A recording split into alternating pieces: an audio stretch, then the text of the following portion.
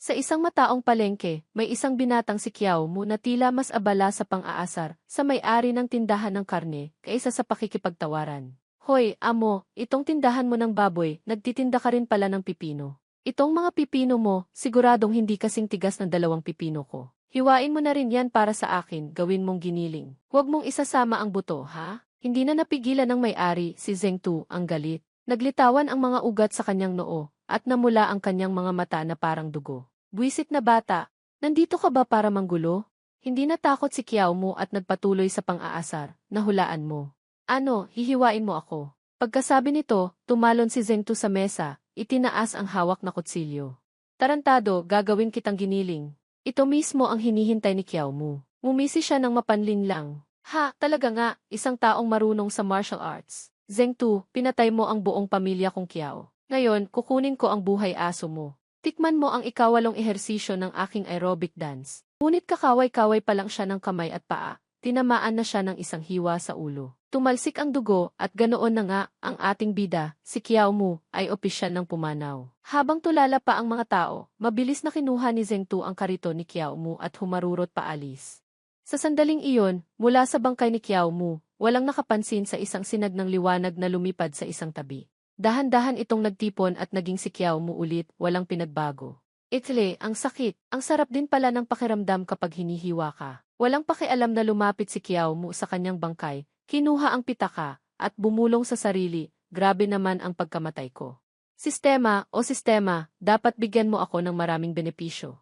Biglang lumitaw sa harap niya ang isang notifikasyon mula sa sistema. Antas ng pagtataya sa kamatayan, si kasanayang gantimpala sa kamatayan, 10 puntos. Balanse ng puntos ng kasanayan, 20 puntos. Bilang ng muling pagkabuhay sa loob ng 7 araw, 4 paghahati 5. Puntos na ginamit sa paglago ng kasanayan, 5 puntos. Longevity Fist, Luin Evecthin, pagpapalakas ng enerhiya, panimula, 100%.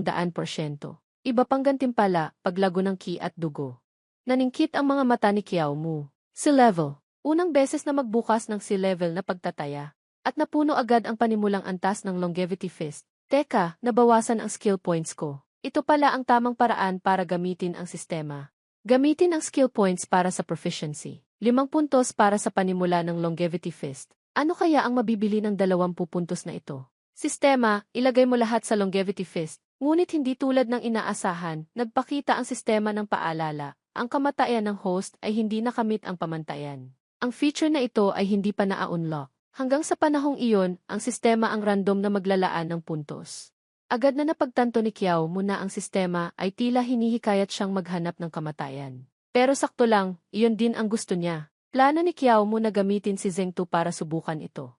Ayon kay Ateksu, Kiao Kangsu, si Zheng Tu ay isang lihim na tauhan ng Gujia Hui. Sa pagkakataong ito, hindi siya basta-basta susuko hanggat hindi siya namamatay ng ilang beses. Sa ibang lugar, sa isang abandonadong templo, nagmamadaling nagsusulat ng liham si Zheng Tu para sa kanyang nakatataas. Mahal na pinuno, hindi ko napigilan ang sarili ko ngayon at napatay ko ang isang demonitong bata. Sabi niya, naghihiganti siya para sa pamilyang Kiao. Pero kalahating taon na ang nakalipas mula ng lipuli ng ating Gujia Hui ang pamilyang Kiao, walang natira. Kakaiba ito. Pagkatapos isulat ang liham, dali-dali niya itong ikinabit sa paa ng kalapati, puno ng kaba. Posible kayang may nakaligtas sa pamilyang Kiao at naghahanap ng paghihiganti sa akin. Paano man, lahat ng angkan ng Kiao ay napatay na. Buti na lang mabilis akong kumilos. Sakto sa oras na iyon, naramdaman niyang may tao sa likuran niya. Mabilis siyang lumingon. Nang makita si Kiao Mu, napasigaw siya sa takot. Ah, hindi ba't patay ka na? Matalim ang tingin ni Kiao Mu na sumagot, ako si Kiao Jing. Ang pinatay mo ay ang kapatid kong si Kiao Mu. Pagbabayaran mo ang utang mong dugo. Tikman mo ang lihim na pamana ng aming pamilya. Pagkasabi nito, sumugod si Kiao Mu nang walang balak umiwas. Nakita ni Zheng Tu na kamukhang-kamukha nito ang napatay niya kanina, kaya natakot siya at winasiwas ang kutsilyo. Dahil hindi umiwas, tumusok ang kutsilyo sa braso ni Kiao Mu at naipit doon. Kahit sobrang sakit, pinilit ni Kiao Mu na ngumiti. Ang kutsilyo mo, nasa kamay ko na. Takot ka, no? Unang beses makakita ni Zheng Tu ng ganitong klaseng baliw. Namutla siya. Natatakot ako, kapatid. Pwede bang tingnan mauna? Una kung ano ang nasa kamay mo bago ka magsalita. Sinabi mo bang nasalo mo yan? Halika, kung may tapang ka, patayin mo ako. Kahit masakit, determinado si Kiao Mu na hindi magpatalo sa ora. CJ, patayin mo ako. Napailing na lang si Zheng Tu sa nakikita. Baliw, pareho kayong magkapatid na mga siraulo. Kahit anong pilit niya, hindi niya mahugot ang kutsilyong bumaon sa braso ni Qiao Mu. Talagang naipit na ito. Sa pagkakataong iyon, sinuntok ni Qiao Mu si Zheng Tu kaya tumalsik ito. Dumugo ang ilong ni Zheng Tu na lubos ng nagalit. Ang pangalan mo Qiao Jing, tama? Iba ka nga sa kapatid mo, lalo na sa lakas na pinaghirapan mong sanayin. Minaliit kita, pero hindi na maulit ito. 5 minuto ang lumipas, si Qiao Mu, bilang Qiao Jing, ay tuluyan ng namatay matapos ang matinding labanan. Si Zheng Tu naman ay hindi rin nakaligtas ng walang pinsala, humihingal na parang aso. Itong isang ito, para sa kapatid niyang naghihiganti, matapang at walang takot sa kamatayan. Tunay na lalaki kahit medyo may sira sa utak. Pagkatapos, sumipol siya at tinawag pabalik ang kalapati kanina. Nagbago ang sitwasyon. Kung naipadala na ang liham kanina, baka magdulot pa ng hindi pagkakaunawaan kay Pinuno. Sakto sa sandaling iyon, isang piraso ng kahoy ang lumipad at muntik nang tumama sa mukha ni Zheng Tu. Kasunod nito, muling lumitaw si Qiao Mu, agresibong sumisipa. Sino kang nangahas pumatay sa kapatid kong si Qiao Jing? Magbayad ka. Sa pagkakataong ito, wala nang lakas si Zheng Tu para magtaka pa. Determinado siyang tapusin ang sinumang susugod. Mabuti, kung naghahanap kayo ng kamatayan, lahat kayo ay papatayin ko. Matapos ang isang mahirap na labanan, 4 na beses niyang napatay si Qiao Mu. Humihingal na siya. Pinatay ko ang bata, dumating ang mas matanda. Hindi pa ba tapos? Ilan pa ba kayong magkakapatid? Matatapos pa ba ito? Samantala, si Qiao Mu ay nagtatago sa isang tabi, maingat na tinitingnan ang sistema. Pagtataya sa kamatayan, nakuha, 6 na puntos ng kasanayan. Natitirang balanse, 31 puntos. Bilang ng muling pagkabuhay sa loob ng 7 araw, 1 na lang. Longevity Fist, umabot na sa antas ng Kisanay Proficient. Dagdag na gantimpala, lakas, ki at dugo. Pagkatapos tingnan, pinagsama-sama ni Qiao Mu ang kanyang mga natutunan matapos mamatay ng 4 na beses. Unang beses, negatibo 5 puntos, Longevity Fist, panimula. Pangalawang beses, negatibo 2 puntos, Proficiency tumaas ng 20%. Dalawang sumunod, tig 1 puntos lang ang nabawas, Proficiency tumaas ng 40%. Mukhang habang tumataas ang antas, mas maraming puntos ang nababawas, at mas mababa ang pagtataya. Ang random na puntos na makukuha ay mas kaunti. Hindi pwedeng paulit-ulit na AI Form B ang isang tao. Isa na lang ang natitirang muling pagkabuhay. Mahirap maghiganti nito. Siguro, pagkatapos ng 7 araw na lang ulit. Ngunit matapos pagmasdang mabuti ang kalagayan ni Zheng Tu, nagdesisyon siya. Hindi pwedeng palampasin ang pagkakataong ito. Siya ngayon ay hinang-hina na dahil kina pangalawang kapatid, pangatlong kapatid, at pang-4 na kapatid. Ito na ang pinakamagandang oras para kumilos. Sa ika-4 na laban, halos tabla na kami, gamit lang ang 20% proficiency ng Longevity Fist. Pagkatapos tumaas nito, hindi imposibleng manalo. Sulit subukan ulit. Kailangan kong matapos agad ang misyon para makuha kay Ateksu, Qiao Kangsu, ang susunod na cultivation technique. Hindi na malaya ni Zheng Tu ang panganib na paparating. Nakatutok pa rin siya sa bangkay sa harap niya. Bawat bata ay magkakamukha, at bawat isa ay mas malakas kaysa sa nauna. Ang lakas nila ay tumataas, at ang kanilang porma sa kamao ay lalong nagiging sopistikado. Ang huling namatay, halos kasing lakas ko na. Kung may darating pa, baka hindi ko nakayanin. Pagkasabi nito, bigla siyang tumahimik at tumingin sa may pintuan. Naramdaman niya ang kakaibang katahimikan. Kinilabutan siya. Sigurado wala na. Sakto sa sandaling iyon, ang pamilyar na boses ay umalingaw-ngaw mula sa likuran niya. Siyempre meron. Nang makita ang mukhang iyon na walang pinagbago, napanganga si Zheng Tu sa gulat, pinagpapawisan ng malapot. Habang hindi pa siya nakakabawi, nagpakawala si Qiao Mu ng isang buong lakas na atake, pinadala siya sa kabilang buhay. Natapos na ang target ng misyon. Kinuha ni Qiao Mu ang pitaka at ang impormasyon, ito ang liham na isusulat sana ni Zheng Tu para sa Wu Jiahui. Hindi mali ang investigasyon ni Qiao Kangsu. Si Zheng Tu nga ay sangkot sa masakar ng pamilyang Qiao sa Hanyang. Unang pagkamatay ko sa ilalim ng kanyang kutsilyo, nakakuha ako ng firang. May kinalaman kaya ang pagtataya sa kamatayan sa pagkakakilanlan ng pumatay sa akin? Kung mamamatay sa kamay ng masama, mas mataas ang pagtataya? Kailangan kong kumpirmahin ito. Ang isa pang liham ay nakasulat sa parang itadpole script, sulat ulok-ulok, hindi niya maintindihan. Dalhin ko kaya kay Ateksu, Qiao Kangsu, baka may makuha pa akong benepisyo. Matapos ayusin ang mga nakuha, maingat na tinakpan ni Qiao Mu ang kanyang mukha at pumunta sa isang maliit na eskinita sa labas ng Yan City. Ateksu, nakauwi na ako. Kakasabi pa lang niya, isang babaeng maganda na may puting tela na nakapiring sa mata ang nagbukas ng pinto. Saan ka galing? Ngunit bigla niyang binawi ang kamay, puno ng pag-aalala. Hindi iba ang boses mo. Hindi ikaw si Kiao Mu. Nang makita ito, medyo humanga si Kiao Mu sa talas ng pandinig nito. Hindi nga maikakaila, isang bulag na babaeng mag-isang namuhay ng mahigit kalahating taon. Ang talas ng pakiramdam, tumaas ang ki, dugo at lakas ko. Itong katawan, bukod sa mga muscle, pati boses ko parang sa matandang lalaki na. Hindi alam kung paano magpapaliwanag, dali-daling nagdahilan si Kiao Mu na lahat ng lalaki ay dumadaan sa ganitong yugto. Kahit sinabi niya iyon, hindi pa rin masyadong naniniwala si Kiao Kangsu. Talaga? Hindi ako naniniwala. May ebidensya ka ba na ikaw si Kiao Mu? Agad na sinabi ni Kiao Mu ang pamilyar nilang linya, hindi ka ba talaga apelyidong Ning? Sa loob ng isang buwan, paulit-ulit niyang tinanong ito, halos ikainis na ni Kiao Kangsu. Para makumpirma, lumapit si Kiao Kangsu at inamoy si Kiao Mu. Para sa isang bulag, ang pandinig at pang-amoy ang tanging paraan para maramdaman ang paligid. Biglang nakatanggap ng benepisyo, nasiyahan si Kiao Mu. Ang lapit naman. Ang saya. Matapos ang ilang sandali ng pag-amoy, nakumpirma ni Kiao Kangsu na si Kiao Mu nga ito. Sa isang iglap, bumalik siya sa kanyang karaniwang palalong anyo. Mula nang malipol ang pamilyang Kiao, palaging kumikibot ang mga mata ko. Senyales ito na malapit nang magbukas ang aking heavenly eye. Walang anumang bakas ang makakatakas dito. Kaya, huwag mo akong isiping lolokohin. Nang marinig ito, napailing na lang si Kiao Mu. Pwede bang huwag kang magyabang? Heavenly eye. Ako naman, may syaringan. Hindi na nakipagtalo pa, inilabas ni Kiao Mu ang mga nakuha niya kanina at nakangiting sinabi, tama, tama. Sa pamilyang Kiao, ikaw na lang ang natitirang martial saint. Hindi ka pinatay dahil likas kang may espiritual na pakiramdam at pambihirang talino.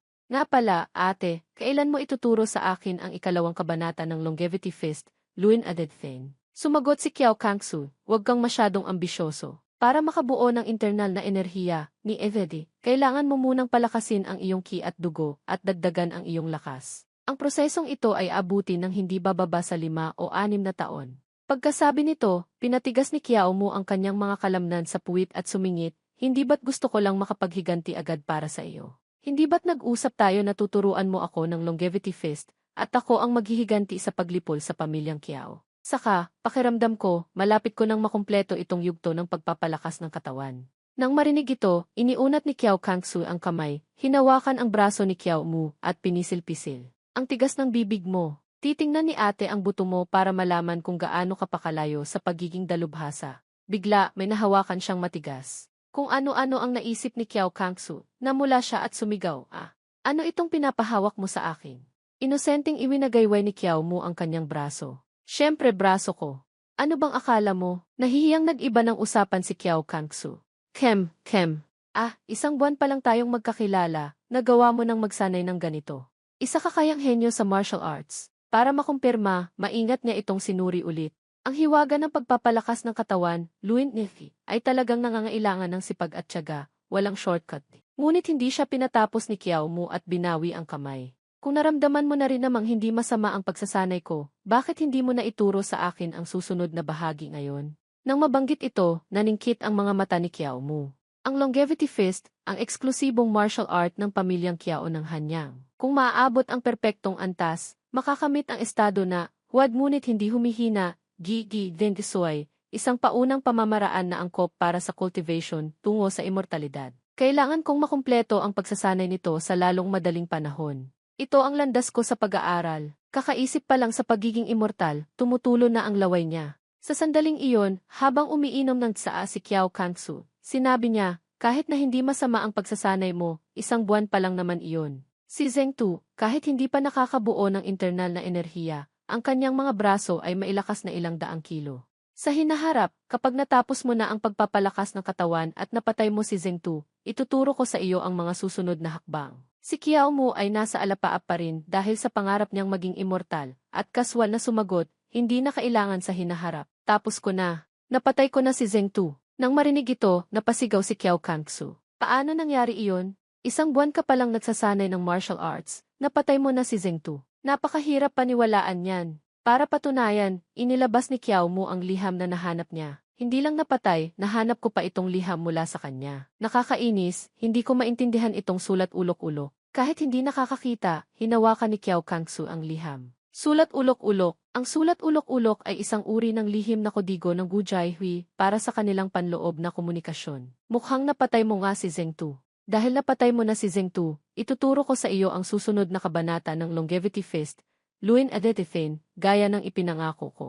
Umupo ka sa harap ko at makinig habang itinuturo ko sa iyo ang mga salita. Kalahating oras ang lumipas, naibigay na ang lahat ng salita kay Kiao Mu. Nang mapansin niyang hindi tumaas ang kanyang proficiency, napagtanto ni Kiao Mu na mas mapapabilis ang progreso sa pamamagitan ng mga gantimpala ng sistema. Nagplano siyang maghanap ng mas malakas na kontrabida kaysa kay Zhengtu para hamunin, determinado siyang maghanap ng kamatayan ayon sa sistema.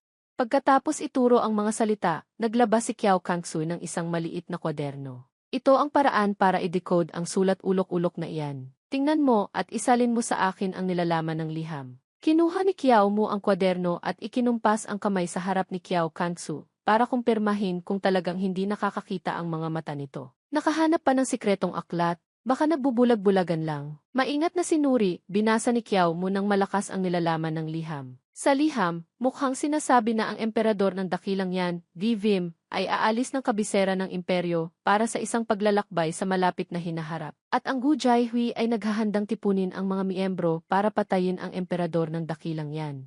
Nang marinig ito, nabigla si Kiao Kangsu, napahampas sa mesa at tumayo. Ang Gujayhui ay nagbabalak patayin ang emperador. Saan?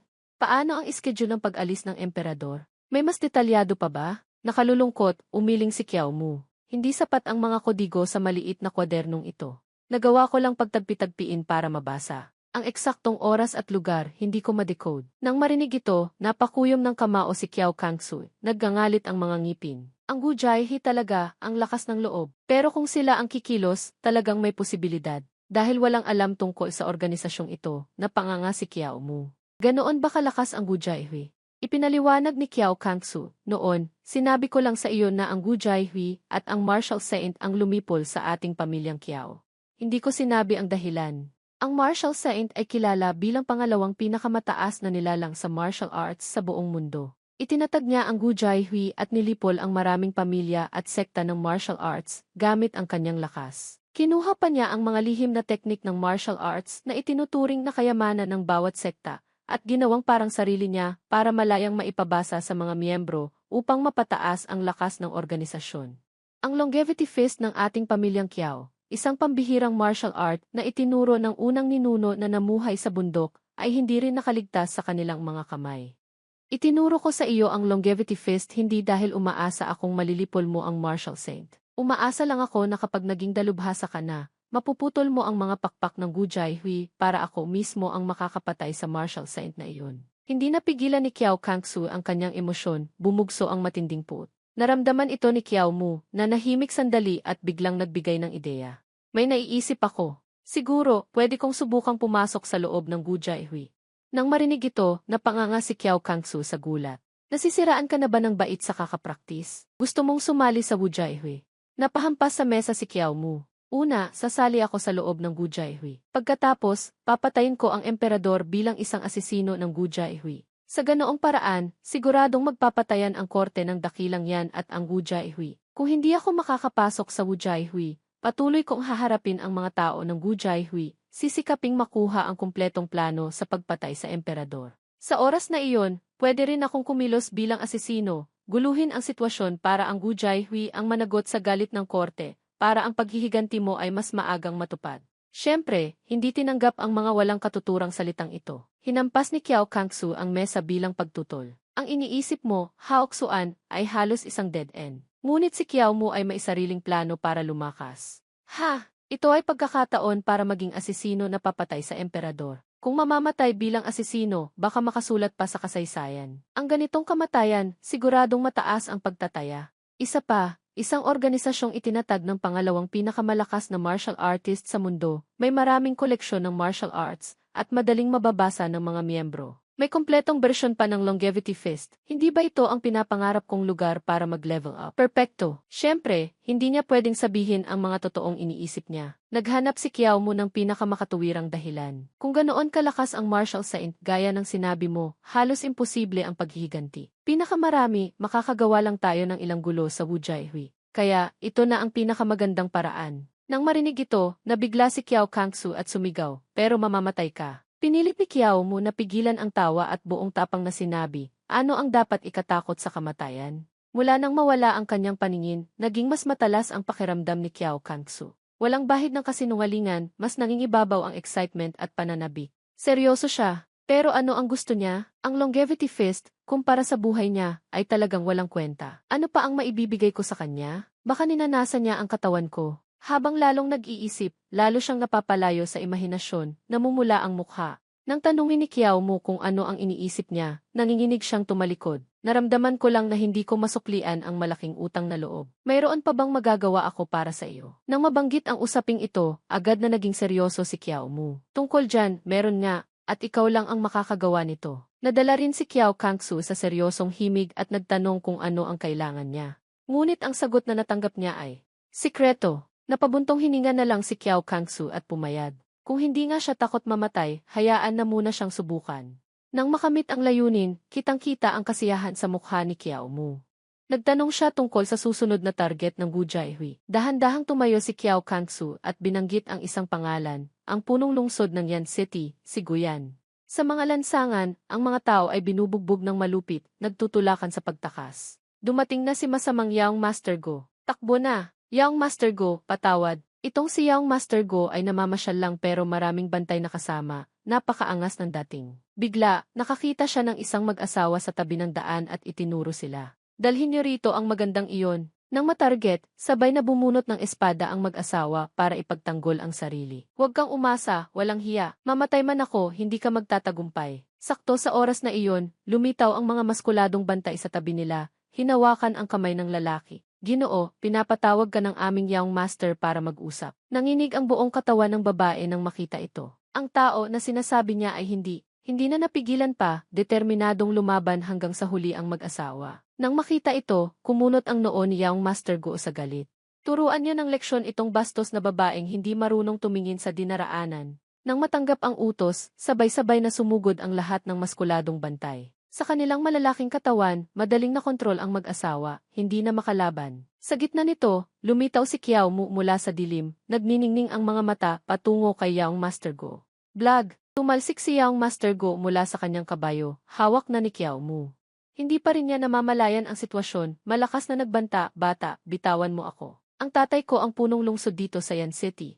Inilapit ni Qiao Mu ang tenga sa kanya at nang aasar na nagtanong, tapos. Bumubula ang bibig ni Yaong Master Go, namumula ang mata sa galit, tumatalsik ang laway. Malapit nang dumating ang tatay ko, hindi ka makakatakas. Sa oras na iyon, sisiguraduhin kong mas gugustuhin mo pang mamatay. Nang marinig ito, halos magdiwang ang puso ni Qiao Mu. May ganito palang kagandang bagay? Plano ko lang sanang maging bayani, patayin ang anak ng punong lungsod, tapos hintaying patayin ako ng mga alagad na ito. Pero kung mapapatay ako mismo ng punong lungsod, tiyak na tataas pa ng isang antas ang pagtataya sa kamatayan ko, hindi ba? Tama nga ang iniisip niya, lumitaw ang notifikasyon ng sistema. Mabuting gawa, Righteous Act. Pagtataya sa kamatayan, inaasahan, si panandang pandagdag, tumataas. Unang beses lumitaw ang paalala tungkol sa pagtataya sa kamatayan. Naramdaman ni Qiao Mu na sumasang-ayon sa kanya ang sistema, nanginginig siya sa tuwa. Sa sandaling iyon, ang mga maskuladong bantay na umaatake sa mag-asawa ay sabay-sabay na sumugod para protektahan si Yaong Master Go.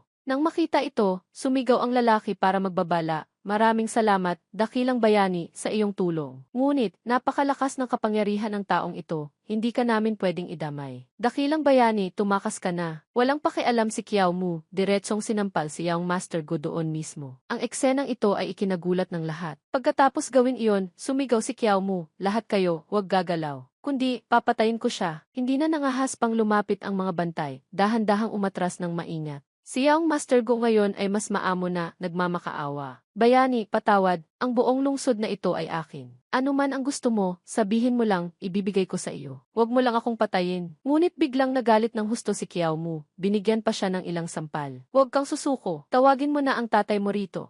Hindi nagtagal, papalapit na ang yabag ng mga kabayo. Ang dumating ay si Guyan, ang punong lungsod ng Yan City. Mula sa malayo, hindi mahirap makita ni Qiao Mu na napakalakas ng aura ng taong ito. Sa isang sigaw lang, nagdulot ito ng matinding presyon sa lahat ng nasa paligid. Nang makita ni Qiao Mu na nakatayo pa rin siya, kitang-kita ang pagkauhaw sa dugo sa mga mata ni Guyan. bata, hindi pa nakakabuo ng internal na enerhiya. Isa lang siyang martial artist sa yugto ng pagpapalakas ng katawan. Pero, kayang-kaya niyang buhatin ang isang tao ng madali. Pambihira ang lakas ng braso niya, Bumaba si Guyan sa kabayo, dahan-dahang lumakad pasulong. Saan man siya dumaan, lahat ng tao ay napapaluhod dahil sa kanyang aura. Kahit nasa malayo pa lang, naramdaman na ni Qiao Mu ang hindi nakikitang presyon na ito. Bakit parang dinadaganan ako ng martilyo? Ang hirap, naramdaman ang panganib, ginamit niya ang lakas para sakalin si Yaong Master Go at sumigaw, huminto ka. Biglang nawala ang aura sa katawan ni Guyan. Nakakapagsalita pa? Karaniwang martial artist, kapag nadaganan ng internal na enerhiya, hindi na makapagsalita. Ang tapang niya, hindi masama. Bigla, nagbago ang kanyang kilos, yumuko siya at mumiti. Haha, kaibigan, huwag kang mabigla. Kung may problema, umupo tayo at pag-usapan. Totoo ngang si Gumaw,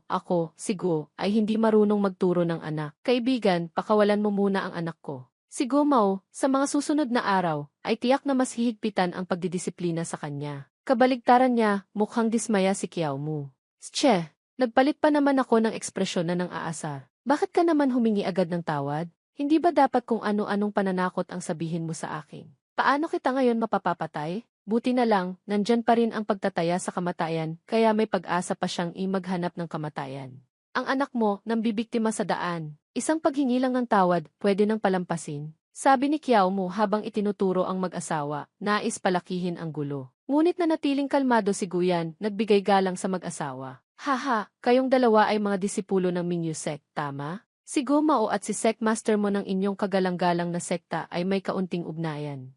Sa ibang araw, tiyak na magpapadala ako ng 100 pirasong pilak bilang paumanhin. Maaari niyo bang patawarin ang kawalang-galang ng aking anak sa pagkakataong ito? Nagkatinginan ang mag-asawa, agad na naintindihan ang pahiwatig. Alam niya pala ang aming pinagmulan. Kaya, ito ba ay pananakot? Tama rin, ang Yan City na ito ay pag-aari ni Guyan. Wala rin kaming magagawa sa kanya. Naunawaan ang sitwasyon, yumuko ang mag-asawa. Nagiging magalang po kayo, punong lungsod. Sa katunayan, kaming mag-asawa ay kararating lang sa Yan City. Medyo naging padalos-dalos din kami. Ang mga usyosong nakikinig ay nagsimulang magbulungan. Ganoon na lang iyon, paano na yung mga nasaktan ni Yaong Master Go? Hindi naman ito ang una o pangalawang beses, Mas mabuti nang iwasan ang gulo. Sakto sa sandaling iyon, sumigaw si Qiao Mu. Guyan! Huwag mong isipin na kapag nagbayad ka lang ng kaunting pera at yumuko para humingi ng tawad, tapos na ang lahat. Mukhang sanay ka na sa ganitong gawain, Madalas mo sigurong nililinis ang kalat ng malas mong anak, ano? Pero, hindi ito ang unang beses na inutusan ng anak mo ang mga bantay niya para bugbugin ang mga tao para makadaan siya. Hindi rin ito ang unang beses na nagnakaw siya ng tao sa daan. Yung mga taong nabaldado niya, yung mga pinatay niya, ano sa tingin mo ang dapat mong ipambayad? Sa tingin ko, dapat buhay niya ang ipambayad, sabi niya habang hinihigpitan ang hawak, napakatatag ng kanyang tingin.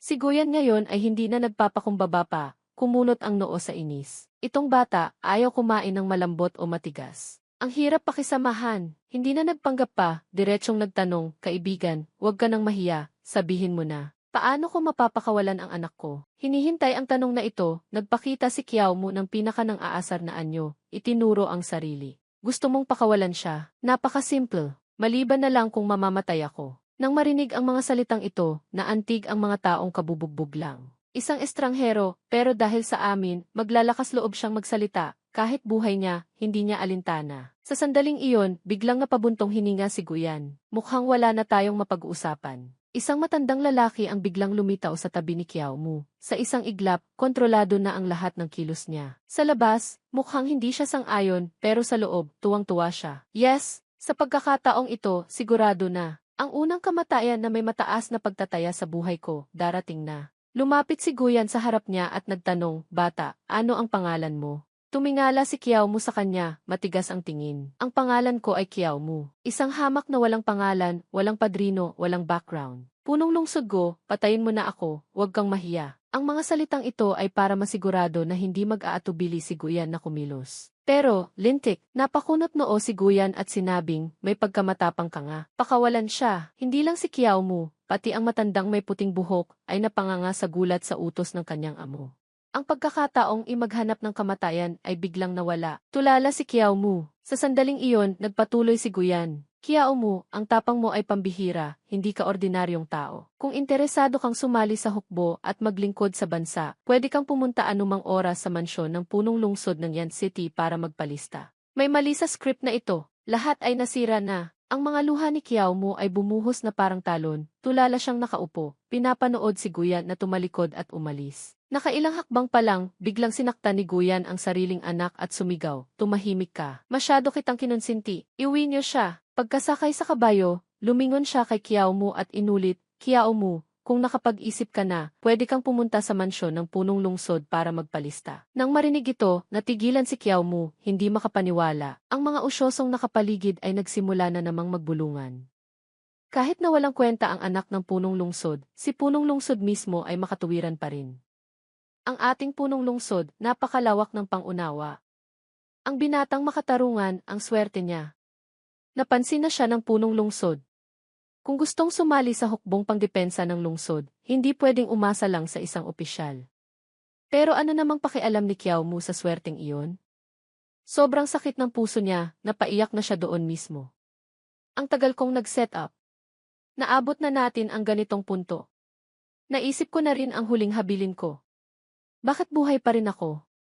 Itong mag-amang punong lungsod talagang hindi mapagkakatiwalaan. Hindi man lang ako pinatay. Sakto sa sandaling iyon, muling lumitaw ang notifikasyon. Zigzag, ang kandado ng mahabang buhay, longevity lock, ay umiilaw pa rin.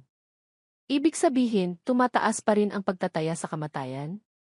Ang pagtataya sa kamatayan ko ay hindi nawala dahil sa pag-alis ng punong lungsod.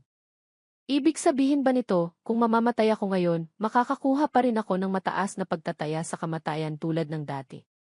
Pero bakit? Ano ang pinagkaiba ko ngayon sa dati? Biglang umalingaw-ngaw ang palakpakan sa paligid. Tumingin si Kiao Mu sa paligid, may naintindihan. Naiintindihan ko na. Kung mamamatay ako ngayon, mamamatay ako bilang isang binatang makatarungan na galit na sinermonan ang punong lungsod ng Yan City sa lansangan, hindi bilang isang hamak na walang pangalan na si Kiao Mu. Ito pala ang tamang paraan para gamitin ang sistema ng walang hanggang buhay. Hanggat gumagawa ako ng mabuti, ang aking reputasyon at kasikatan ay patuloy na tataas. Kung matagumpay akong mamatay, mas lalakas ako. Kung mabigo akong mamatay, makakaipon pa rin ako ng fame para mapataas ang pagtataya sa kamatayan. Kaya, buhay man o patay, panalo pa rin ako. Pagdating ng sandali ng aking huling kamatayan, tiyak na iyon ay isang kamatayang malakas at dekalidad. Habang nag-iisip si Kiao Mu, tumingala siya sa langit, tumutulo ang laway na parang talon. Kung hindi dahil sa kanyang makatarungang kilos kanina, iisipin ng mga tao na may problema siya sa pag-iisip. Sa kabilang dako, matapos magamot si Young Master Go, tinanong niya ang kanyang ama, "Itay, bakit hindi niyo pinarusahan yung masamang si Kiao Mu? Sa halip, gusto niyo pa siyang i-recruit." Sumagot si Guyan, "Bakit magmamadali? Huwag mo nang pakialaman ang tungkol sa kanya." Sa loob-loob niya, maingat siyang nag-iisip. Noong nahuli si Kiao Mu, kitang-kita sa ekspresyon ng mga mamamayan kung gaano karaming galit ang naipon ng mga Tagayan City dahil sa suwail niyang anak. Kung pinatay ko si Kiao Mu sa harap nila kanina, hindi ba't masisira agad ang imaheng pinaghirapan kong itayo bilang punong lungsod? Mas mabuti pang i-recruit ang batang iyon tulad ngayon. Kung mapapatahimik nito ang galit ng publiko, makakatanggap pa ako ng mga papuri. Tunay ngang tuso. Nagawa pa niyang pigilan ang kanyang galit. Pagkatapos, seryosong binalaan ni Guyan ang anak. "Suwail na anak. Matagal ka nang dapat pinalo. Kung hindi, maaga o huli, magdudulot ka ng malaking sakuna. Isang buwan kang nakagrounded sa mansyon, bawal lumabas." Nang tanungin kung bakit, ipinaliwanag niya, sa mga panahong ito, maaaring bumisita ang kasalukuyang banal na emperador sa lugar na ito ng Yan City. Ang pag-ground sa iyo ay para maiwasang makagawa ka na naman ng kapahamakang ikamamatay mo. Nang marinig ito, nasasabik na sumigaw si Young Master Go, ang emperador ng dakilang yan. "Totoo ba ang balitang iyan, Itay?" Malakas na tumawa si Guyan. "Haha! Ang iskedul ng pag-alis ng emperador, paano naman masasabi ng detalyado sa tatay mo? Sino ang makakaalam kung magdudulot iyon ng assassination? Huwag mo nang intindihin iyan." Nagtanong si Young Master Go tungkol kay Kiao Mu. Pero si Kiao Mu na iyon, tatanggapin kaya niya ang alok na sumali sa hukbong tagapagtanggol ng Yan City? Isang mapanlin lang na ngiti ang lumitaw sa mukha ni Guyan. Tatanggapin man niya o hindi ang alok na sumali sa hukbong tagapagtanggol ng Yan City, may paraan ako para harapin siya. Kung talagang sasali siya, mas madali siyang asikasuhin. Hindi ba't naghahasik ng lagim ang mga bandido sa labas ng Dongshan kamakailan? Sa oras na iyon, ipadala siya sa labanan para mamatay. Sa ibang lugar, nag-uusap sina Kiao Kangsu at Kiao Mu sa bubungan. Sinaktan mo ang anak niya, tapos inalok ka pa niyang sumali sa hukbong tagapagtanggol ng Yan City. Malamang patibong iyan. Ngunit sabik na sabik si Kiao Mu. Kaya, itong mansyon ng punong lungsod, pupuntahan ko talaga. Alam ni Kiao Kangsu na wala siyang magagawa para pigilan ito, kaya napabuntong hininga na lang siya at naglabas ng isang kwaderno. Pinipilit mong gawin itong bagay na halos tiyak na kamatayan. Kung gayon, mayroon pa akong isang cultivation technique na maituturo sa iyo. Nang marinig ang e-cultivation technique, tuwang-tuwang kinuha ito ni Kiao Mu, inaamoy-amoy na parang aso. Dahan-dahang ipinaliwanag ni Kiao Kangsu, ito ay isang lihim na pamamaraan ng martial arts na itinago ng ating pamilyang Kiao. Maaari nitong sadyang pinsalain ang mga meridian para kapalit ng biglaang pagsabog ng potensyal ng katawan ng tao, na magiging sanhi ng agarang pagtaas ng internal na enerhiya nang hindi bababa sa 2 beses. Chaiyan Mujai Dafe, Heavenly Demon Disintegration Grand Art. Ang cultivation technique na ito, para sa isang taong maraming buhay tulad ni Kiao Mu, ay parang banal na sandata. Nagniningning ang kanyang mga mata, halos hindi na mapigilan ang sarili. Samantala, si Kiao Kangsu ay masusing nagbibilin, syempre, kailangan mo munang makabuo ng internal na enerhiya bago mo magamit itong paraan para makahanap ng buhay sa gitna ng kamatayan. Kiao Mu, ang iyong pagkilos ay medyo katulad ng mga sinaunang bayani. Ang ganyang pag-ugali ay angkop sa martial arts, kaya malamang na mas mabilis ang pag-unlad ng iyong martial arts kaysa sa ordinaryong tao. Ibinigay ko sa iyo ang Tian Mujai Dafa hindi para gusto kong makipagsapalaran ka sa kamatayan, kundi umaasa akong magkakaroon ka ng pagkakataong mabuhay pa. Lang ang sinasabi ni Kiao Mu, pero ang isip niya ay nasa cultivation technique na. Hindi nagtagal, sa kampo ng hukbong tagapagtanggol ng Yan City, ipinapakita ni Kiao Mu ang kanyang husay sa martial arts gamit ang sibat. Ang ibang mga sundalo, nang makita ito, ay nagsimulang mag-assess. Ito ba yung Kiao Mu na iyon? Mukhang ordinaryo lang ang kakayahan niya, Isa lang siyang nasa sukdulan ng pagpapalakas ng katawan. Ang mga 9th grade internal energy martial artist ay pwedeng maging kapitan. Paano siya naging kapitan? Dahil sa koneksyon iyon. Dahil matigas ang ulo, may reputasyon siyang hinuli ang anak ng punong lungsod. Pinalaki ng punong lungsod ang ulo niya, pinuri siyang napakatapang, at binigyan ng pambihirang promosyon. Hintayin niyo lang, malapit na ang labanan. Aasa siya sa tunay na kakayahan. Hindi siya tatagal ng ilang araw. Walang pakialam si Kiao Mu sa mga chismis. Nakatuon siya sa pagsasanay. Natuto na naman ako ng bagong kasanayan. Kailan kaya ako mamamatay para mag-level up, Sakto sa sandaling iyon, lumapit ang isang matandang lalaki sa kanya. Kapitan, narinig kong gusto mong bumili ng ilang cultivation techniques at mga manual. Nang marinig ito, naningkit ang mga mata ni Kiao Mu. Tama, Lao Huang, matandang Huang, meron ka ba? Kahit na ang apelyido ng taong ito ay Bai, puti, dahil sa kanyang naninilaw na ngipin, nakasanayan na siyang tawaging Lao Huang ng mga tao. Hindi na nakipagtalo pa sa mga tao sa paligid, bumalik si Lao Huang sa pakikipag-usap kay Kiao Mu. Kapitan, meron ako ditong isang hard qigong. Kailangan mo ba? Naningkit ang mga mata ni Kiao Mu. Sa ngayon, hindi pa ako nakakabuo ng internal na enerhiya. Kung mayroon akong isang external hard qigong para protektahan ang sarili, hindi masama. Sa sandaling iyon, isang mabait na tao ang nagpaalala sa kanya, Kapitan, hindi ba dapat itanong mo muna kung anong hard qigong ang sinasabi nila o ang bago ka magpatuloy? Naramdamang may punto, tinanong muna ni Kiao Mu kung anong martial art iyon. Mapanlin na ang anyo ni Lao Huang nang ipakilala niya ang Iron Crotch Gong Ivit ang Tiens. Agad na lumitaw sa isip ni Kiao Mu ang eksena ng hindi tinatablan ng kutsilyo't sibat. Bilang isang lalaki, ang pagprotekta sa lugar na iyon ay talagang mahalaga. Nagbigay galang si Kiao Mu. Ako, si Kiao Mu, karaniwang mahilig mag-aral ng martial arts. Itong Aaron Crotch Gong, gusto ko yan. Magkano? Walang pag-aatubiling naglabas sila o huwang ng isang cultivation technique. Kapitan, ano bang sinasabi mo? Anong pera-pera?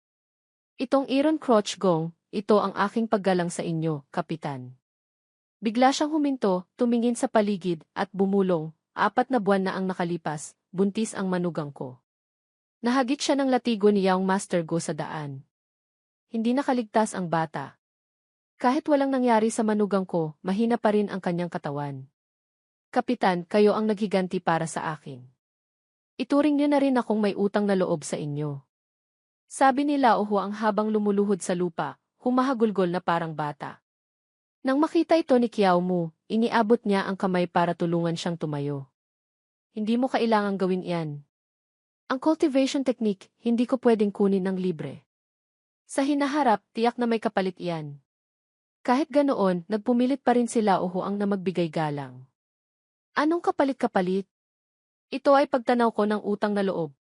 Sakto sa sandaling iyon, isang tao ang tumakbo mula sa malayo para mag-anunsyo, Kapitan, pinapatawag po kayo ni Kapitan Chu, Fu. Nang marinig ito, isang makahulugang ngiti ang lumitaw sa mukha ni Kiao Mu. Sa wakas, dumating na rin ang hinihintay ko. Sa loob ng tolda, si Kapitan Chu ay nakatayo sa tabi ng mesa ng digmaan, hawak ang isang bandila habang nagsasalita. Sa labas ng Dongshan, may isang taong tinatawag na hari ng mga bandido, si Song He. Napaka-brutal at walang kinikilala. Isang hamak na bandido lang nangangahas pang maghari-harian. Nakakatawa talaga. Isa pa, itong si Song He, lahat ng uri ng kasamaan ay ginagawa, mula sa pagnanakaw sa mga opisyal hanggang sa pagnanakaw ng mga manok at pato. Sinasakop niya ang Dongshan at sa loob lang ng kalahating taon, nakagawa na siya ng daan-daang krimen. Itong masamang ito ay isa ring manyak, maraming mga dalaga ang dinukot niya. Yung mga babaeng iyon na dinukot niya, kung maswerte, makakabalik pa. Kung malas, diretso nang mamamatay sa kampo niya. Ang emosyon ni Kapitan Chu ay napakatindi, kaya't nag-alab din ang galit ni Kiao Mu. Talagang hindi siya tao. Itong bandidong ito kailangang lipulin. Hindi pwedeng hindi. Kalahating araw na akong nagsasalita, ito pala ang layunin ni Kapitan Chu. Tama. Kaya, maghahanda akong magpadala ng isang sangay ng 1,000 sundalo. 5 araw mula ngayon, aalis sila ng lungsod para supuin ang mga bandido. Narinig kong napakatapang mo. Kaya, sa pagsugpo sa mga bandido sa pagkakataong ito, ikaw ang magiging pangunahing tagasugod, Vanguard. Pwede ba? Pagkasabi nito, agad na tinanggap ni Kiao Mu ang utos, walang anumang tanong. Ngunit paglabas ng tolda, doon lang lumitaw ang tunay niyang iniisip. 1,000 sundalo, may 10 kapitan. Maliban sa akin, lahat sila ay 9th grade martial artist. Tapos ako pa ang pinili bilang vanguard. Sinasabing mas matapang ako. Sa wakas, kumilos na rin ang punong lungsod. Naghahanap ng ganito kasimpleng dahilan? Oras na para mamatay. Labas na ang barya ko, tila isang paraan ng pagsasabing handa na siyang magbayad ng buhay. Nang makita si Kiao Mu na parang tulalang nakangiti sa labas, medyo nag-alala si Kapitan Chu. Itong bata, tanga ba talaga o may tiwala sa sarili? Bakit ganito kasaya siyang tumanggap? Kailangan kong mag-ingat. Ang ipinag-utos ng punong lungsod, hindi pwedeng magkaroon ng problema. 5 araw ang lumipas sa labas ng Dongshan.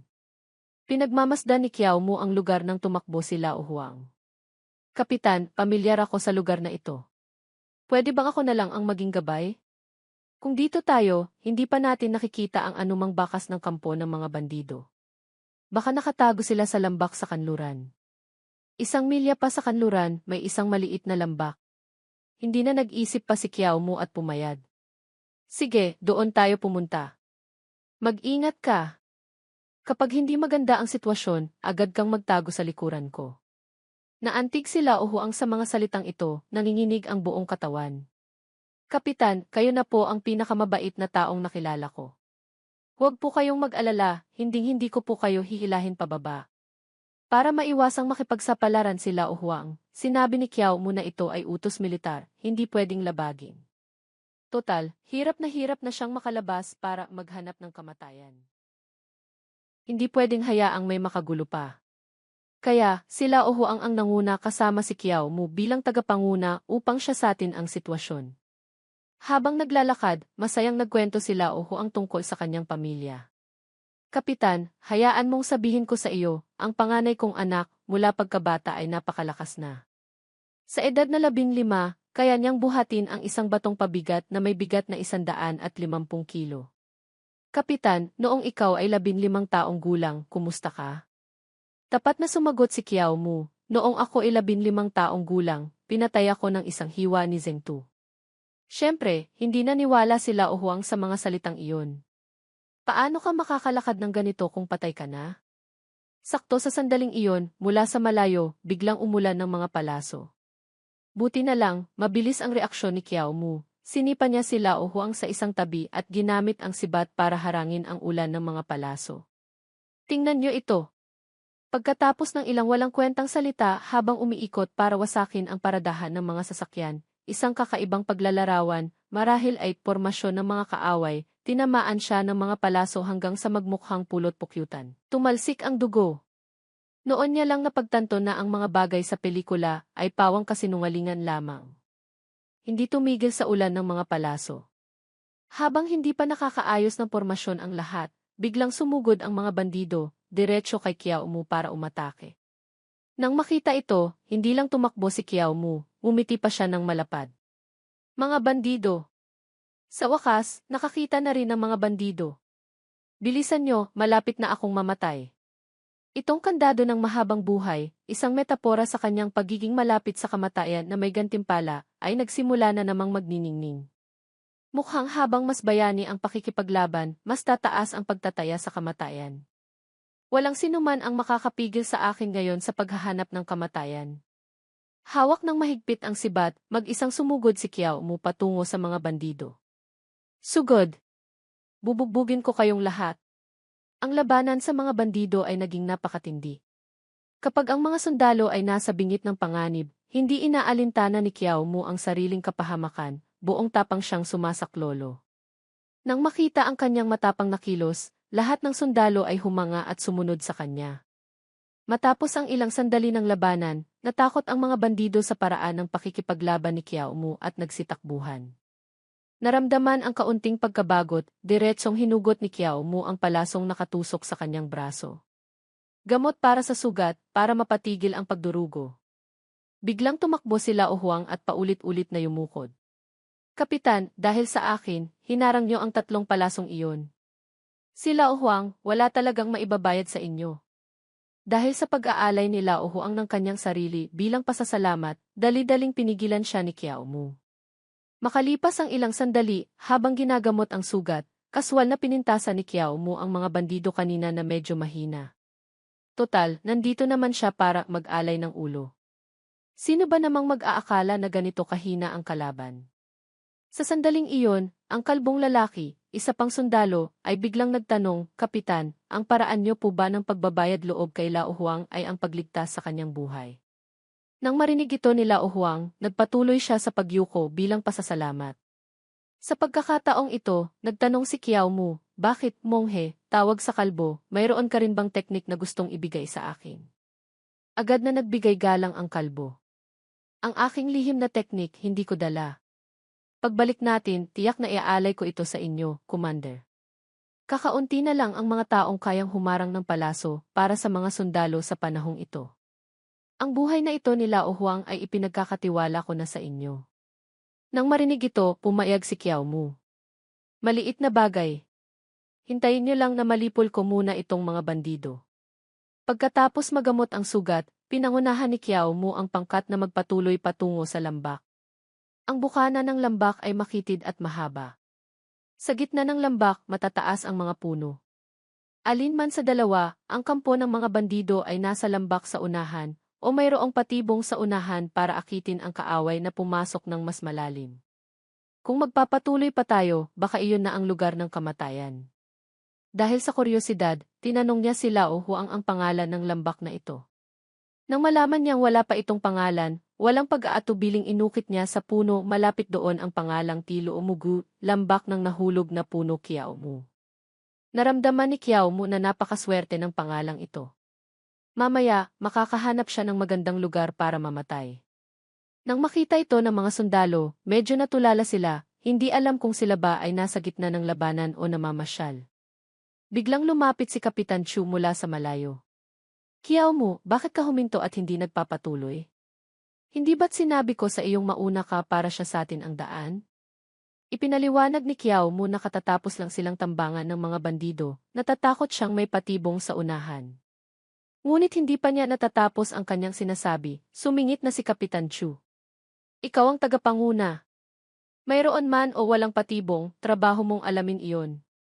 Kung talagang mayroon, syempre tutulungan namin kayo. Sa tingin ko, duwag ka lang. O baka naman gusto mong sumuway sa utos. Sabi niya habang hinuhugot ang kanyang espada. Mas mabuti kung susuway ka sa utos, para mapatay kita agad at matupad ang utos ng punong lungsod. Ngunit salungat sa inaasahan niya, hindi sumagot si Kiao Mu, masunuring tinanggap ang utos. Agad na, naisip ni Kiao Mu, salamat sa iyo, Kapitan Chu. Mula ngayon, ikaw na ang matalik kong kapatid. Mapatay ng isang ikawalong ranggong opisyal dahil sa pagsuway sa utos, napakasulit. Gusto kong mamatay bilang isang lalaking lumaban sa mga bandido sa digmaan. Hintayin niyo lang na makuha ko ang gantimpala, pagbalik ko, lahat kayo ay ipadadala ko sa kabilang buhay. Hindi pinansin ni Kiao Mu ang kanyang mga sugat, buong tapang siyang sumulong. Tama nga ang hinala niya, nakatambang na ang mga bandido, sabay-sabay na sumugod sa pangkat ng mga tagapanguna. Nang makita ang napakaraming bandido, natakot sila o huwang, muntik nang maihi sa salawal. Para hindi madamay ang mga inosente, sumigaw si Kiao Mu na umurong sila. Ngunit kakalayo pa lang nila, nakita ng mga sundalo si Kiao Mu na naiwan para harangin ang mga kaaway, nag-aalab ang kanyang diwa, gusto nilang bumalik para lumaban hanggang sa huli. Siyempre, hindi hahayaan ni Kiao Mu na may makagulo pa. Sumigaw siya ng utos, lahat kayo, umalis. Huwag kayong babalik. Ito ay utos. Sila Huang at ang kalbo ay nakatingin mula sa malayo, parang dinudurog ang puso, luhaan, hindi alam ang gagawin. Bigla, mula sa itaas, mahigpit na nag-utos si Kapitan Chu, huwag urong. Sino mang sumuway, patayin. Agad na naintindihan ni Kiao Mu ang ibig sabihin. Kung hindi ako mamamatay, lahat ng daan-daang tauhan ko ay kailangang isakripisyo kasama ko, tama? Nang matanggap ang utos, nag-aalab ang diwa ng pangkat ng mga tagapanguna, bumalik sila para makipaglaban hanggang kamatayan. Kahit na si Kiao Mu ay nasa gitna ng matinding labanan, nagawa pa rin niyang gamitin ang sibat para itulak paatras sila Huang. Umalis ka. Ayaw mo namang maging biyuda ang asawa mo, hindi ba? Ayaw mong apihin ang anak mo, tama? Kahit sinabi niya iyon, hindi rin matiis ng mga sundalo na panoorin na lang ang kanilang kapitan na naghahanap ng kamatayan. Hindi pinansin ang mga payo, iniwan ni Kiao Mu ang mga sundalo, mag-isang sumugod sa mga bandido. Kung ayaw niyong mamatay, huwag kayong magsalita ng walang kabuluhan. Ang mga bagay na hindi niyo kayang gawin, ako ang gagawa. Kung hindi kayo nangangahas magsalita, ako ang magsasalita. Hindi kayo pwedeng mamatay. Kung may mamamatay, ako muna. Hindi ininda ni Kiao Mu ang kanyang mga sugat, mag-isang lumaban sa hindi mabilang na mga bandido, napakatapang. May ilang bandido ang natalo, kahit ang kanilang iitlog, ay hindi na natiling buo, kaya't ang natitirang mga bandido ay hindi na nangahas pang sumugod. Habang lumalaban si Kiao Mu, lalo siyang nagiging ganado, naghahamon pa. Huwag kayong matakot. Sugod kayong lahat. Habang tumatagal ang labanan, mas malinaw niyang nararamdaman ang isang puwersa na tila gustong kumawala mula sa kanyang katawan. Sa sandali ng buhay at kamatayan, sumabog ang lakas ni Kiao Mu, tinaboy ang lahat ng kaaway na nakapaligid sa kanya. Nang masaksihan ang eksenang ito, naggangalit ang mga ngipin ni Kapitan Chu. Panloob na enerhiya. Itong bata, nakabuo na pala ng panloob na enerhiya. Ang isang wala pang 20 taong gulang ay nakabuo na ng panloob na enerhiya ng isang martial artist. Alinman sa dalawa, pambihira ang kanyang likas na talento, o pambihira ang kanyang pag-uugali. Nakabuo lang ng kaunting panloob na enerhiya, sapat na ba iyan para makatagal pa siya ng ilang hininga? Ngunit nang makita ang kalagayan ni Kiao Mu, naramdaman niyang may mali. Hindi. Kakabuo pa lang niya ng panloob na enerhiya. Paano siya naging ganito kalakas? Hindi malamang ito ay isang uri ng lihim na pamamaraan na may biglaang pagsabog ng lakas. Ah, ginamit pala ang tiyan mo, Jaiti Dafa. Haha. Ginamit pa ang ganyang paraan na parang sinasara na ang sariling daan palabas. Sa pagkakataong ito, tiyak na patay na siya. Nang mapagtanto na ginamit ni Kiao Mu ang lihim na pamamaraan, tuwang-tuwa siya dahil malapit na niyang matapos ang misyon ng walang kahirap-hirap. Sa sandaling ito, nakita ng pangkat ng mga tagapanguna na malapit nang hindi makayanan ni Kiao Mu, umiiyak silang gustong sumugod. Ngunit sa pamamagitan lang ng kanyang aura, napaurong silang lahat ni Kiao Mu. Huwag kayong lalapit. Ngayong nandito ako, si Kiao Mu, walang sinuman ang makakalampas sa bilog na ito. Ang mga bandido, dahil marami sila, ay hindi takot mamatay at patuloy na sumusugod. Isang ngiti ang lumitaw sa labi ni Kiao Mu habang tinatalo niya ang bawat bandidong sumusugod.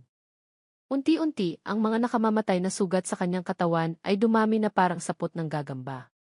Hanggang sa ang mga bangkay ay tumaas na parang bundok, buong tapang na tumayo si Kiao Mu sa tuktok, tinatanggap ang isang napakabayaning kamatayan. Nang makumpirma na patay na si Kiao Mu, saka lang nag-utos si Kapitan Chu na sumulong. Ang tagapanguna nating si Kiao, puno ng kabayanihan. Hindi natin siya pwedeng bigyan. Patayin sila. Sugod.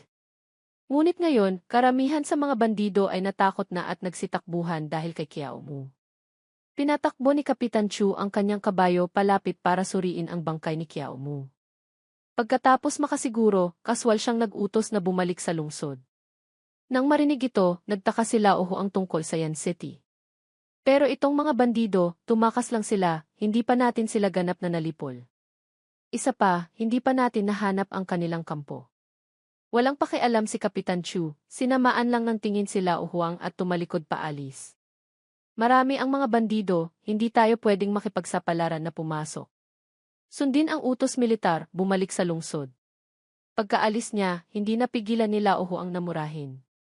Tske! Ngayon alam mong hindi pwedeng makipagsapalaran na pumasok. Bakit hindi mo nalaman iyon ng mas maaga? Para hayaan ang kapitan na maghanap ng kamatayan? Ang kalbo sa tabi niya ay nagbigay lang ng kaunting aliw.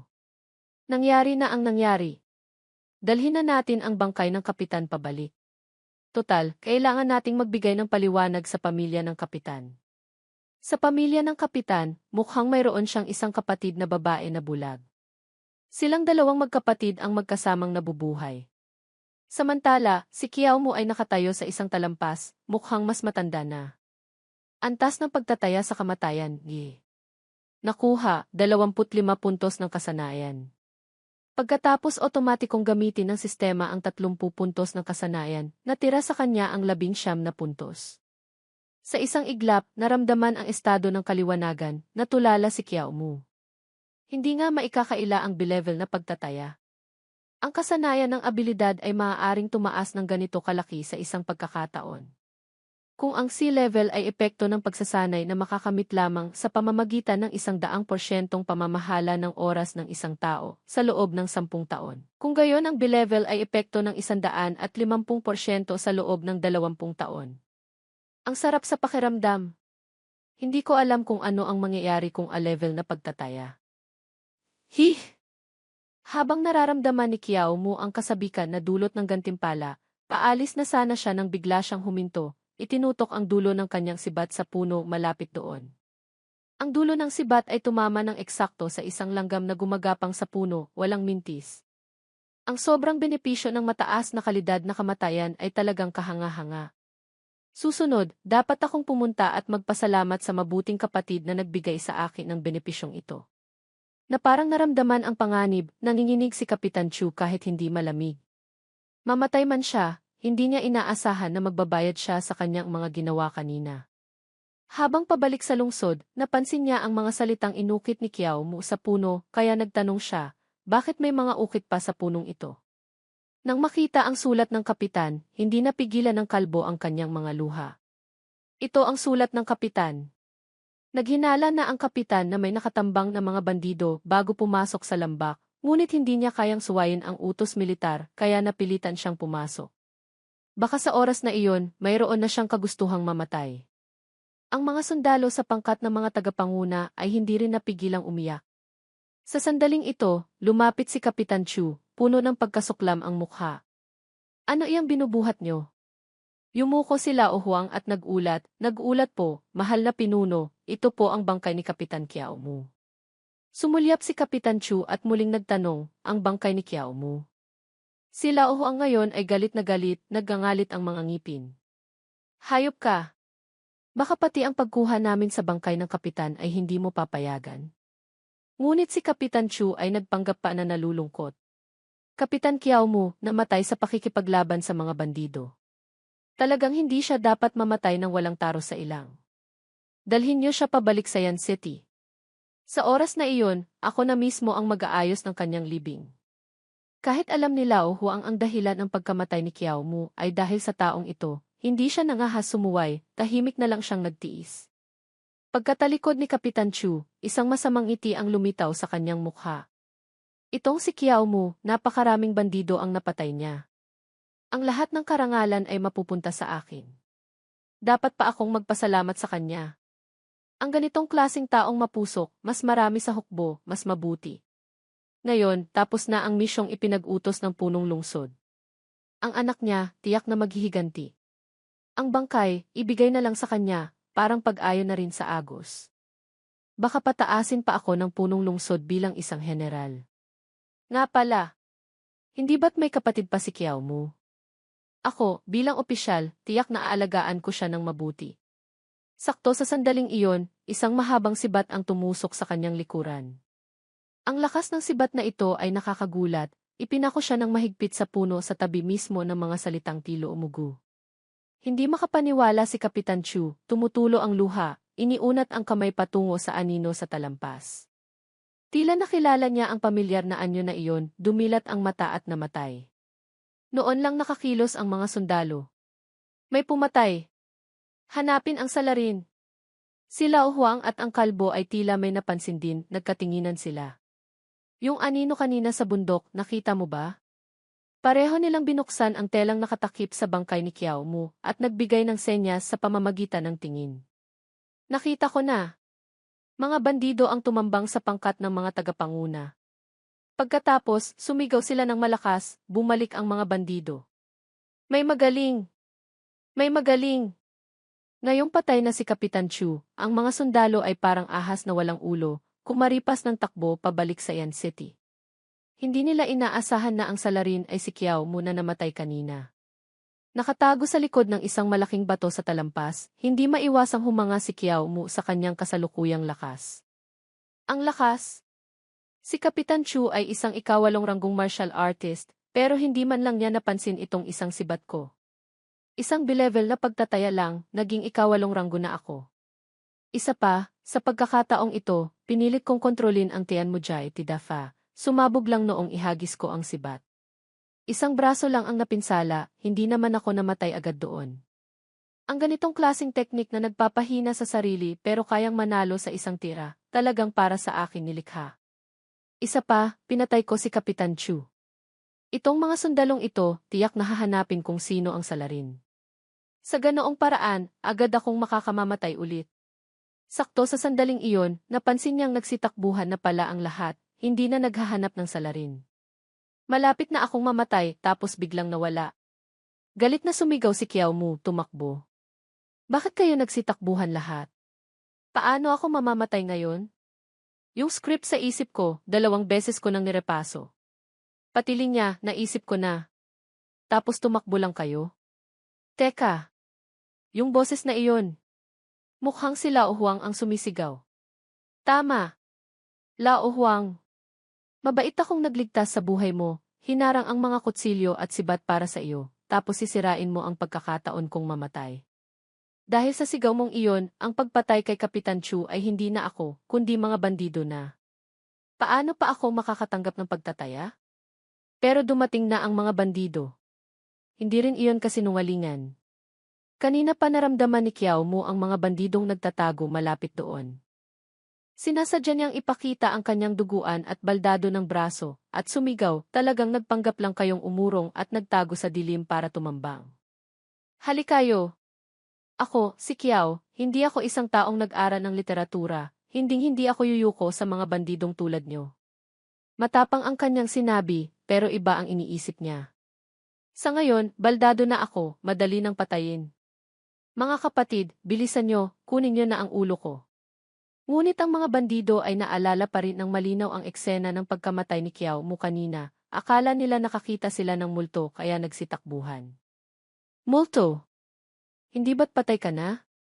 Yung isa doon, bago mamatay, ako pa ang bumaril.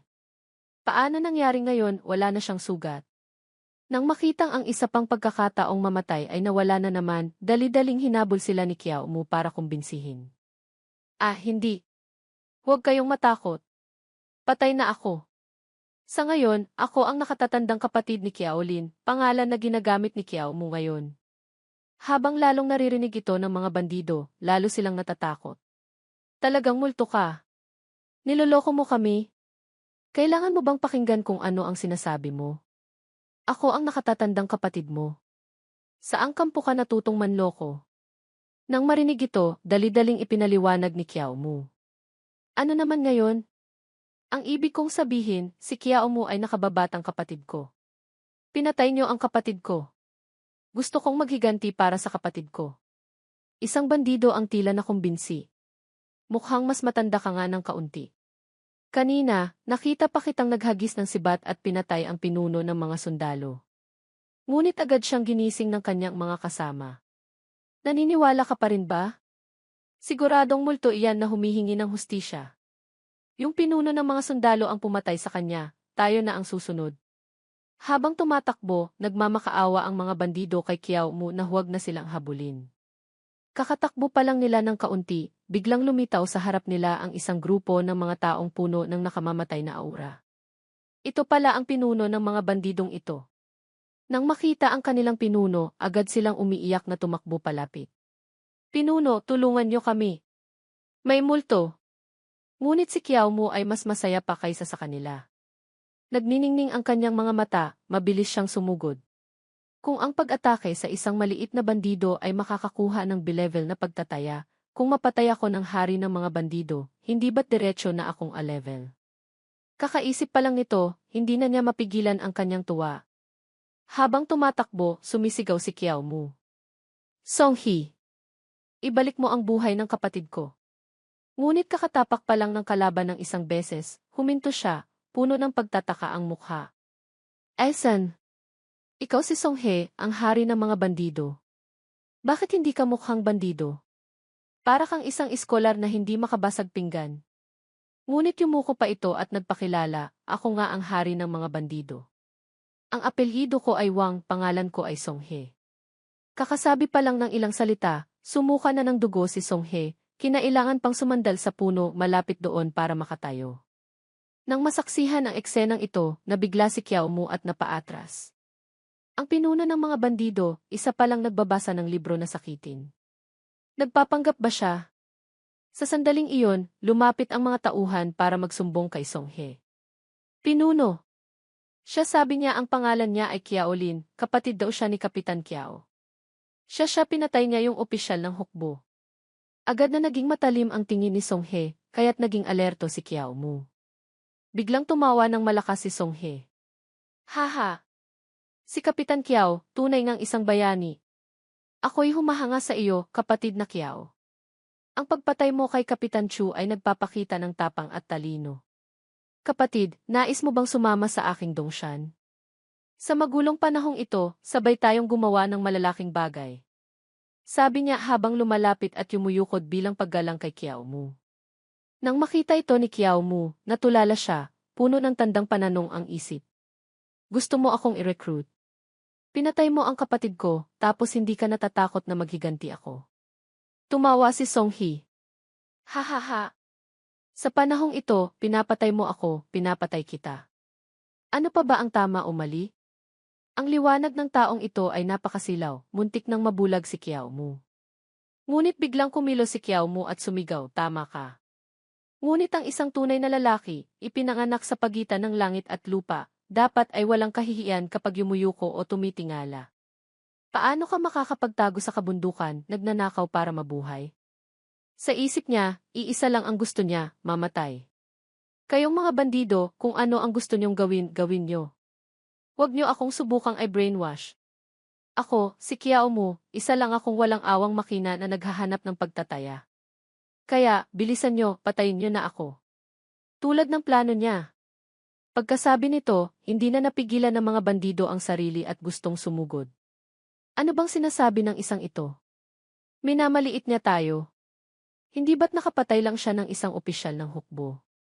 Ayaw uminom ng alak na alok, gusto pa ng alak na parusa. Mabait na siyang inaalok ni Pinuno, tapos ganyan pa ang ugali niya. Ito ang ikinasiya ni Kiao Mu. Tama. Magalit kayo. Kapag nagalit na kayo, bilisan niyo nang patayin ako.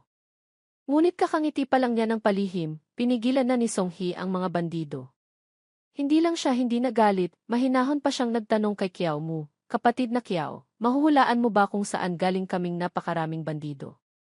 Sumagot si Kiao Mu, "Ang pamahalaang mapang-api ay mas mabangis pa sa tigre. Ang Yan City, tagtuyot at kahirapan. Lahat kayo ay mga biktima ng kalamidad na tumatakas." Nang mabanggit ito, naalala niya na ang katawang ito niya ay dati ring isang pulubi na namatay sa gutom sa tabi ng daan.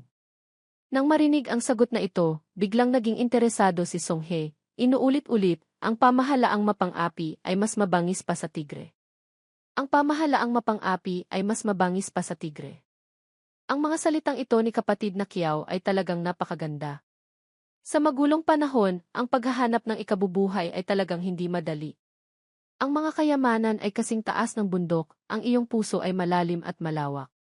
Kahit hindi nakikita, pinapahirapan nito ang mga tao sa paglakad. Basag na ang mga butod. Hinugot ni Song Hee ang espadang hawak niya, itinutok kay Kiao Mu. Ako, si Song Hee, hari ng mga bandido, handang maging bandido para buksan ang mga bundok na ito. Kapatid na Kiao, tatanungin kita ulit. Handa ka bang sumama sa akin para maghanap ng daan para mabuhay ang mga mamamayan? Biglang natahimik ang paligid. Si Kiao Mu, mula simula hanggang wakas, ay nanindigan sa kanyang sariling prinsipyo. Ngunit tumatanggi ako. Ang tinatawag na mas malakas ang gawa kaysa salita. Kayo ba ay mga bandido o mga revolusyonaryo? Sa huli, depende iyan sa inyong pagkatao at mga kilos, hindi sa mga islogan. Hindi pa rin sumusuko si Song Hee. Kung hindi tugma ang pangalan sa katotohanan, kapatid na Kiao, huwag kang mahiya, pumunta ka mismo sa aming kampo para tingnan. Nang marinig ito, agad na pumayag si Kiao Mu. Naisip niya, si Wang Song Hee, kahit sinasabi niyang inaakit niya ako, basta pumunta ako sa kampo nila at malaman ang kanilang taguan, tapos tatanggihan ko sila, tiyak na hindi nila ako hahayaang umalis ng buhay. Mamatay na naman ako. Hirap na hirap siyang pigilang tumawa ng malakas. Kakaisip pa lang na mamamatay na siya sa kamay ng hari ng mga bandido, nanginginig na siya sa tuwa. Isang sandali ang lumipas, dinala na si Kiao Mu sa kampo ng mga bandido. Ngunit sa halip na sabihing kampo ng mga bandido, mas angkop sigurong sabihing isa itong nayon sa bundok. Nang makita sa daan ang mga matatanda at bata, nagtaka si Kiao Mu. Tumingin si Song Hee sa mga tao, puno ng damdamin ang kanyang mga mata. Lahat sila ay mga kaawa-awang walang tahanan. Kapag nakakasalubong namin sila, dinadala namin sila rito at inaayos ng maayos. Ang Yan City, mukhang maunlad, ngunit sa katotohanan, isa lang itong ilusyon na nilikha ni punong lungsod Guyan. Ang mga taong palaboy sa lungsod, lalaki man o babae, matanda o bata, lahat sila ay pinalayas niya palabas ng lungsod. Ngunit ang pagdurusa ng mga mamamayan ay hindi kasalanan ng iisang tao. Pagkatapos ng pagkatalo ng Marshal Saint, humina ang swerte ng bansang dakilang yan.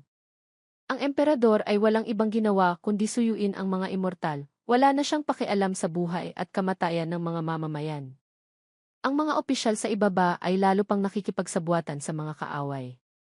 Naging interesado si Kiao Mu sa kwento tungkol sa mga immortal. Noon, may narinig na rin ako tungkol dito, pero hindi ko pa nakikita.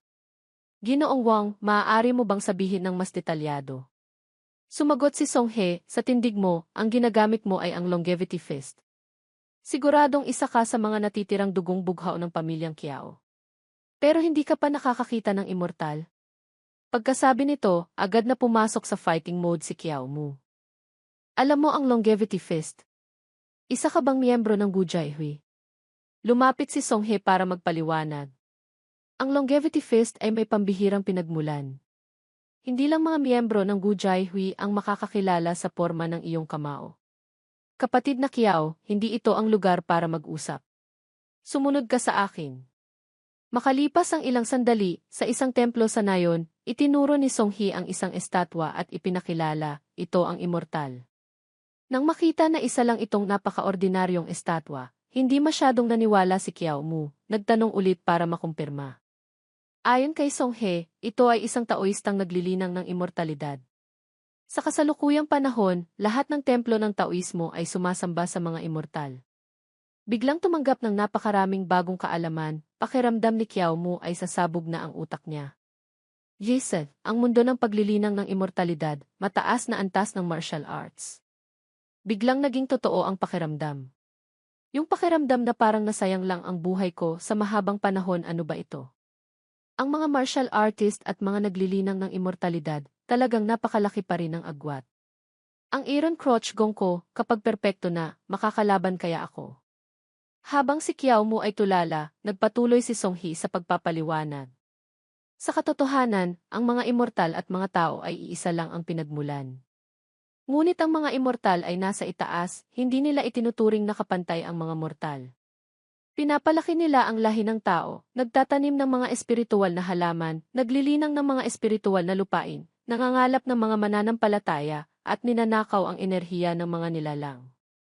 Sa katotohanan, hindi nila kailanman pinoprotektahan ang mga mortal, itinuturing nilang parang alagang hayop ang mga mortal. Kung may anumang pagsuway, agad silang papatayin.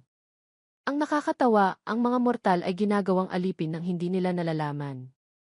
Mula pagsilang hanggang kamatayan, sila ay mga yaman lamang sa kamay ng mga immortal. Nang marinig ito, biglang naalala ni Kiao Mu ang isang pamilyar na eksena mula sa kanyang nakaraang buhay, na puno siya ng galit. Anong klaseng kapitalistang pag-ugali ito? Malakas ang pakiramdam ng pagpapalit-palit. Yung ako sa nakaraang buhay na kumuha ng fubao, benepisyo kapalaran, nagsimula ng magalit. Ang mataas na kita ay may kasamang mataas na panganib. Para makuha ang pinakamataas na ranggo, hindi maiiwasan ang isang labanan sa mga immortal. Sistema, kapag nakaharap ang mga immortal, anong antas ang maaabot ko? Subukan kaya natin? Pagkatapos mag-isip, agad na kumilos si Kiao Mu, sumugod diretso sa estatwa. Ipinanganak tayo para maging malaya. Sino ang nangangahas na maging mataas at makapangyarihan? Ginamit niya ang buong lakas ng isang suntok, diretso sa mukha ng estatwa. Sisirain ko ang estatwa mo ng immortal. Kung magaling ka, tamaan mo ako ng isang kidlat. Ngunit hindi pa niya nahahawakan ang estatwa, hinarang na siya ni Songhi gamit ang isang lumilipad na espada. Matagumpay na napigilan ni Songhi ang kalokohan ni Kiao Mu, nakahinga siya ng maluwag. Ngunit, lintik. Ang lumilipad na espada ay lumipad patungo sa estatwa, tumusok diretso sa ulo ng estatwa ng immortal. Ganoon na lang, sumabog ang ulo nito. Ang altar ay natumba rin ni Kiao Mu. Hindi nagtagumpay sa paghahanap ng kamatayan, galit na galit si Kiao Mu. Inilapit niya ang mukha kay Songhe at nagtanong, hindi ba't sinabi mong hindi mabuting bagay ang mga immortal? Bakit mo ako pinigilan? Isa pa, yung ginamit mo kanina, pamamaraan ng immortal iyon, hindi ba? Sa sandaling ito, walang tigil sa pag-ubo ng dugo si Songhe, pinipilit magpaliwanag. Kapatid na Kiao, huwag kang magkamali. Nag-aaral lang ako ng mga pamamaraan ng mahika, hindi ako naglilinang ng immortalidad. Ang tinatawag niyang pag-aaral ng mahika ay para kontrolin ang mga immortal. Itong immortal na ito talagang dapat mamatay. Gusto ko pang mawala ang lahat ng immortal sa mundo. Kaya lang, kapatid na Kiao, medyo naging padalos-dalos ka. Ang pagsira sa estatwa ng Diyos ay maaaring magdulot ng paghihiganti mula sa mga immortal, kahit na parusa mula sa langit. Si Kiao Mu, hindi lang hindi natakot, dumura pa at nagbanta, ito mismo ang epektong gusto ko.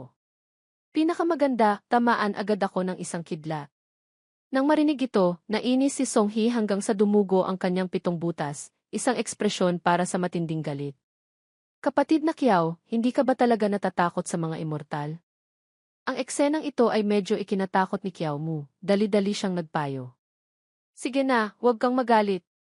Ang dugo mo, hindi na mapigilan ang pag-agos. Naiintindihan ko na ang ibig mong sabihin, mag-iingat na ako sa susunod. Balik tayo sa usapan.